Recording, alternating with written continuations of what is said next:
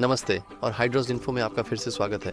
इस वीडियो में मैं आपको दिखाऊंगा कि सैमसंग पर मीडिया वॉल्यूम लिमिट को कैसे चालू या बंद करें। S25+। चलो शुरू करते हैं। अब ये सेटिंग्स के अंदर पाई जा सकती है।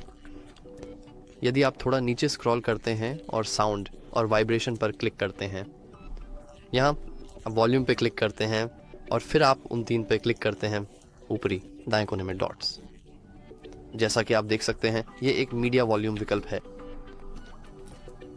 और यहाँ हम मीडिया वॉल्यूम लिमिट को सक्षम या अक्षम कर सकते हैं। और यदि हम इसे सक्षम करते हैं तो हम वास्तव में इसे सेट कर सकते हैं कस्टम पर, या हम इसे वापस अक्षम कर सकते हैं। यदि आपको यह वीडियो सहायक लगा तो कृपया हिट लाइक नहीं और सब्सक्राइब करने पर विचार करें। देखने के लिए धन्यवाद।